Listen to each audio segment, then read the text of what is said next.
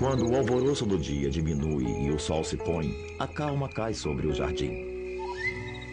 A calma que antecede a tempestade.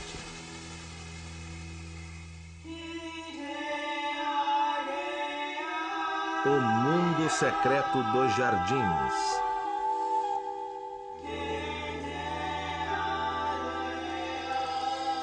Vida noturna.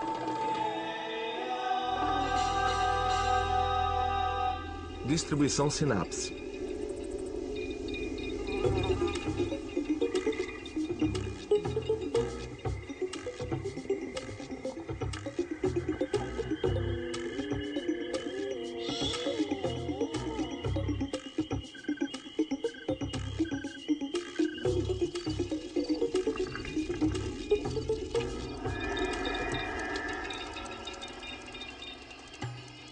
Como somos criaturas diurnas, costumamos pensar que todo o resto do mundo funciona da mesma maneira. Mas, na verdade, a vida noturna é o pico da atividade para todo tipo de criaturas. E a noite oferece grandes vantagens também, por uma razão. Ela resguarda você da secura do sol e do calor do dia. Mas para algumas criaturas também é a escuridão que lhes dá proteção contra seus predadores, já que alguns deles, na verdade, usam a escuridão para surpreender a presa.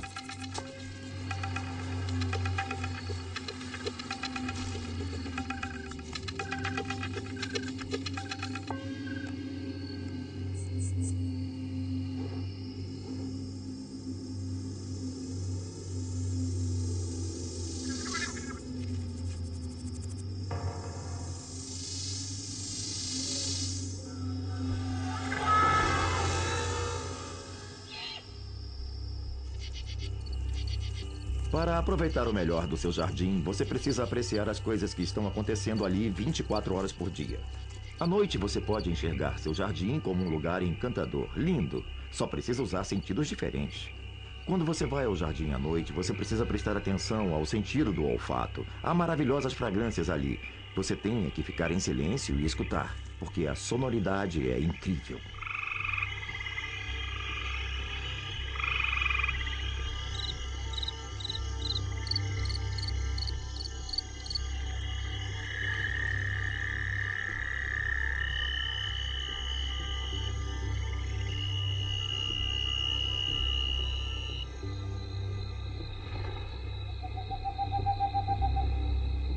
Um grupo de criaturas que talvez não seja tão turbulento quanto outros, mas mesmo assim marca presença à noite, é formado por vagalumes.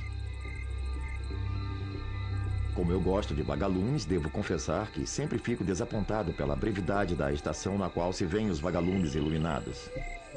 O que acontece durante a estação é que diferentes espécies podem emergir e começar a piscar em horas diferentes. Mas basicamente, cada espécie tem um limite de tempo bem pequeno. Eles são um dos únicos grupos de animais capazes de produzir luz. Conseguem controlar isso muito precisamente e, por isso, produzem um sinal bem distinto.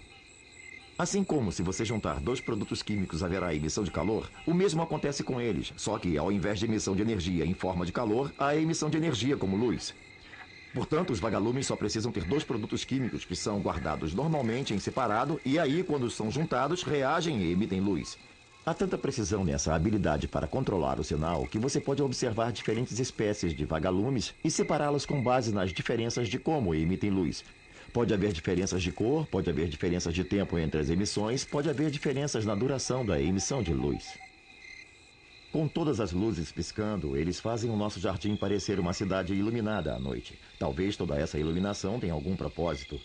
Como as luzes de neon da rua principal do centro da cidade anunciam que está à venda e os homens que passam de lá para cá na rua ficam atentos à ação, os vagalumes machos também ficam de lá para cá procurando ver quem está por perto. E as fêmeas ficam emitindo luzes para anunciar que estão disponíveis. Esse é o espírito de tudo, propaganda. E o que está à venda é o acasalamento. Para serem bem-sucedidos, os vagalumes precisam ser bem-sucedidos no acasalamento. E do ponto de vista da fêmea, o melhor par é um rapaz com um sinal mais absolutamente lindo, claro, distinto e perfeito. As fêmeas, em geral, ficam perto do solo ou da vegetação e emitem luz intermitentemente para demonstrar que estão disponíveis. Os machos as localizam e, quando se aproximam um do outro, fazem uma magnífica exibição. E, é claro, a forma como a fêmea sinaliza seu interesse é piscando de volta. Se um macho pisca, ela pisca de volta. Se ele pisca de novo, ela pisca outra vez. E assim, nessa pequena dança é realizada passo a passo, um fazendo a corte ao outro em rápidas piscadas. A questão sobre o acasalamento de vagalumes é que há no máximo 2 semanas para que se realize. Portanto, todos os sinais de sedução têm que ser feitos em um curto período de tempo. Eles entram nisso cegamente, sem qualquer experiência. Uma espécie de vivendo e aprendendo para utilizar esta ou aquela forma de exibição. E as fêmeas selecionam com base em quem se exibe melhor. I'm looking for that certain guy to be the apple of my eye. Under the stars, we'll sit inside. Now tell me, do you qualify? I need someone to hold me close, the kind who won't just brag and boast, who'll treat me right and doesn't lie. Now tell me, do you qualify? If he's the one for me, I know there will be a honeymoon for two, and with the moon above, when we're ready for love, he'll know just what to do. Now do you think you hold the key with lots of kisses just for me? If that's the case, then please apply, and baby, you might qualify. Oh yeah, you might qualify. You just might qualify. Se você tiver a sorte de viver próximo a um habitat de vagalumes, poderá olhar pela janela numa noite de verão e ver dúzias deles cortejando e piscando. Eu relaciono as luzes com palavras de amor. É uma forma de linguagem, mas linguagem nem sempre se refere exatamente a uma comunicação clara. Esses sinais também podem ser usados para mentir. Algumas fêmeas usarão um falso sinal para atrair machos de diferentes espécies. Então elas vão emitir luz. O macho vai ver a luz e vai pensar: ah, uma chance para acasalar. Porque quando os machos veem essa oportunidade, é o que eles pensam. E quando eles chegam mais perto, ela salta sobre ele e o come.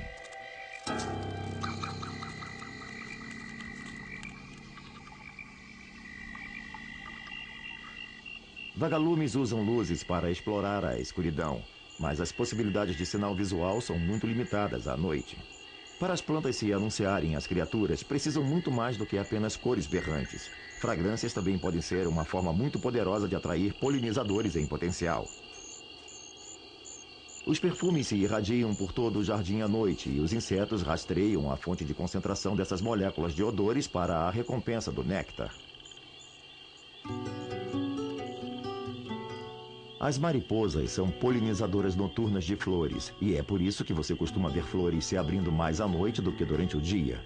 É porque elas têm um objetivo: elas querem que criaturas de atividade noturna as polinizem. Portanto, sempre vale a pena uma visita ao jardim à noite, porque você pode detectar alguns desses maravilhosos perfumes dessas flores absolutamente lindas que, infelizmente, muitos neste mundo estão perdendo.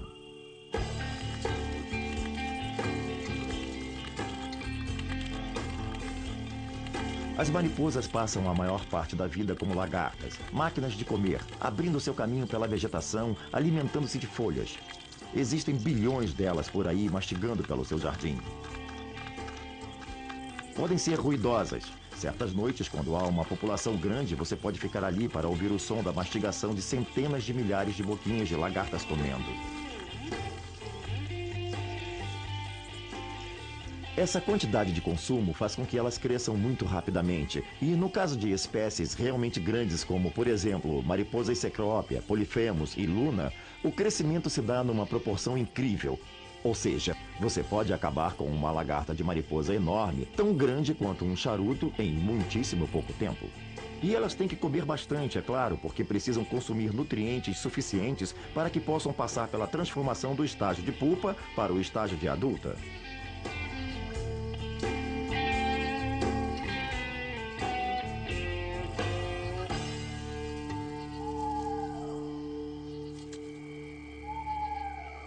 Como são grandes e pelo fato de, obviamente, poderem virar presas, elas procuram um local bem abrigado, algum ponto fora dos galhos em geral, e às vezes vergam uma folha sobre si ou então se fixam em galhos. E aí elas começam uma dança incrível de se ver enquanto tecem um casulo produzindo fiadas de seda. Elas movem a cabeça de um lado ao outro e tecem essa fiada de seda em torno de todo o próprio corpo, até que fiquem completamente cobertas pela massa de seda.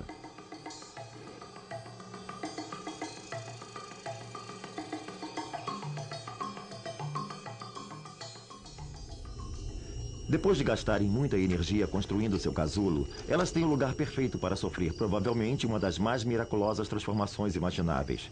Elas deixam de ser lagartas, uma forma muito específica parecida com a minhoca, desmontam todas as partes numa espécie de fluido e depois remontam todas as partes para se transformar numa complexidade absolutamente bela de uma mariposa adulta. Quando terminam tudo, quando estão finalmente prontas, elas emergem do casulo, abrem suas asas e se tornam uma das criaturas mais bonitas que existem.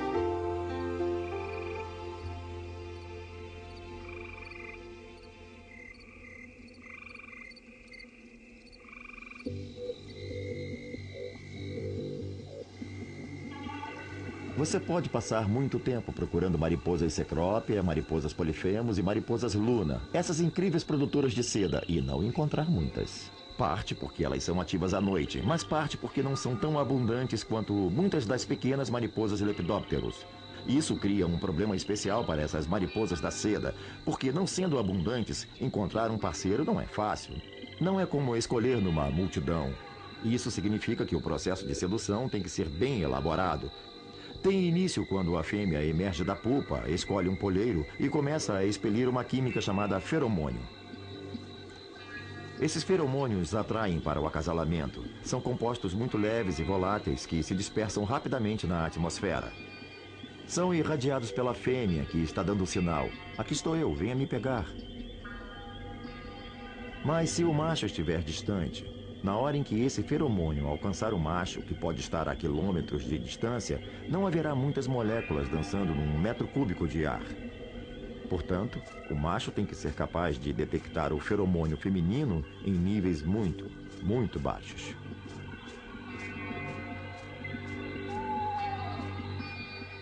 Você consegue identificar o macho da seda e a fêmea da seda porque a antena do macho é enorme. Ele tem uma antena grande, ágil, onde há muitos receptores que podem detectar essas moléculas.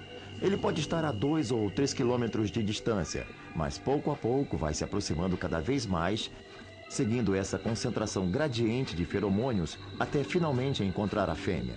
Aí ele se concentra nela, perdem 2 segundos se apresentando e acasalam.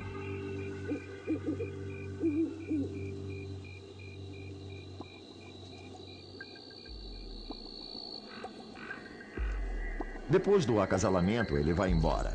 No final da noite, ele morre. A fêmea, por outro lado, agora tem que ir e expelir os ovos numa espécie de massa, e então morre também. Ela não tem mais motivo para viver. Ela fez o que tinha que fazer. Ela já acasalou, sua boca não é apropriada para alimentar a cria e não tem como sustentar aquele corpo enorme. Portanto, a vida longa de ovo até larva e então até pupa existe apenas para aquela única oportunidade de acasalar, seguida imediatamente pela morte.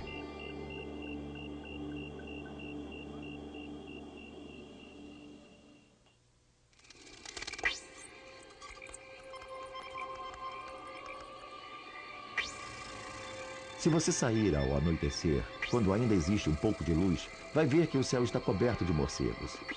E claro, a densidade de morcegos vai depender de onde sejam seus polheiros, porque é muito comum ficarem ali por perto. Mas você pode encontrá-los em quase todos os jardins voando, zigue-zagueando para frente e para trás no céu. Para caçar à noite, quando a visão não funciona tão bem, é necessário um outro meio de sentir o ambiente. Para os morcegos, o método usado é o do som. Ao invés de esperar passivamente que o som do mundo os atinja, os morcegos emitem um som próprio de alta frequência, impulsos que se propagam, esbarram nos objetos do ambiente e retornam a eles. É dessa forma que, com precisão, eles mapeiam o mundo como um mundo sonoro e efetivamente procuram a presa.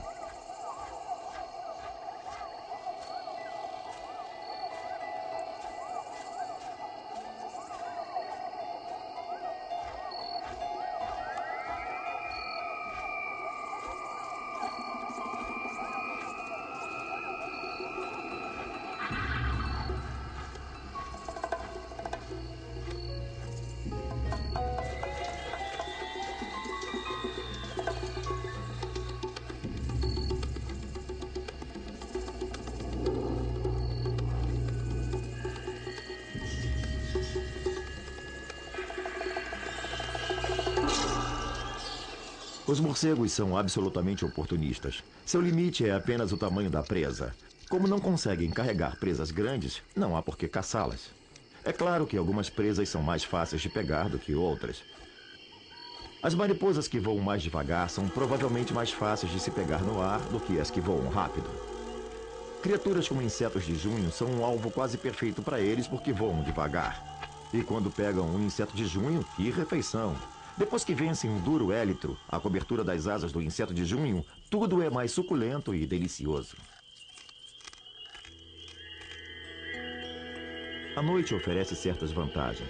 Por exemplo, criaturas que são normalmente ativas em ambientes frescos, úmidos e escuros sob a superfície do solo, agora podem emergir e perambular. Tesourinhas são criaturas que não são originárias da América do Norte. Foram trazidas da Europa para a América do Norte. Não gostam de se expor ao sol quente e por isso procuram um local aconchegante e, em geral, em grandes agregações enquanto se protegem do dia. E assim que o sol se põe, saem para se alimentar novamente. E nem sempre se dão bem porque são bastante oportunistas.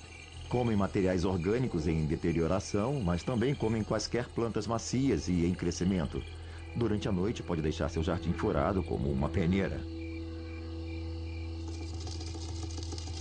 Outra criatura que também fica ativa à noite é a esperança.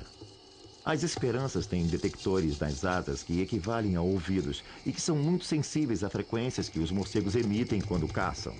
Então, assim que ouvem esses sinais, imediatamente mudam seu comportamento e procuram se esconder.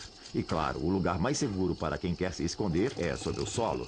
Os morcegos não pousam no solo para caçar, pegam as presas pelas asas. Os insetos e outras criaturas usam a lua e as estrelas como apoio navegacional. Essas luzes no céu são muito distantes e, do ponto de vista de um inseto, são confiáveis e são um ponto fixo pelo qual podem se orientar. O problema começa quando os insetos se aproximam da luz criada pelo homem.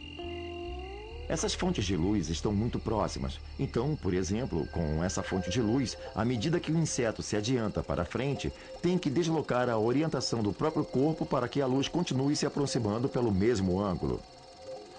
E eles acabam voando em círculo em torno da fonte da luz. Não conseguem fazer isso por muito tempo. No final, acabam caindo no chão, exaustos, e sendo levados por algum predador.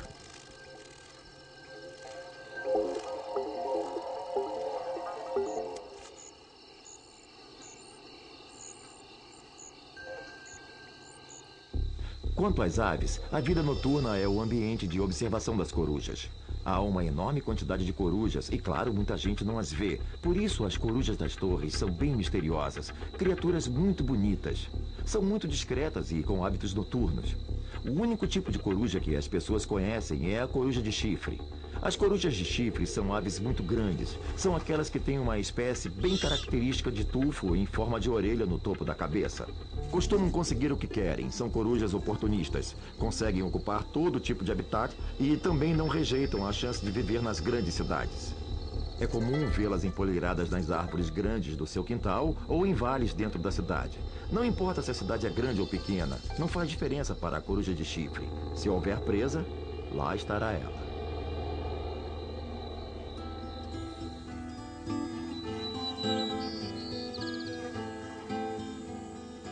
Quando chega o crepúsculo, as criaturas ativas buscam se esconder. Algumas se escondem sob as folhas do chão ou se aconchegam junto à base das plantas, enquanto outras voltam em segurança às suas tocas para esperar o calor do dia.